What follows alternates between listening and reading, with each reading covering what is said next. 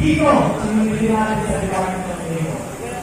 Wala nang organisasyon dito, mga nakaapat na higit na yata, ay walang nangyayaring positibo. Nakapanindigan pa rin si PNDT sa kanyang panindigan na dapat ilan ay yung kapritsyo na. Yung ang gusto niya. Kaya sa harap, tulad siya na kami nga nasa loob na namin kayo dyan.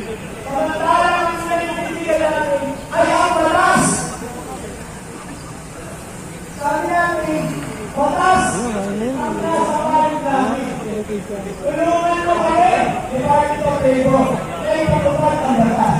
Ngunit parang walang puti itong Department of Labor.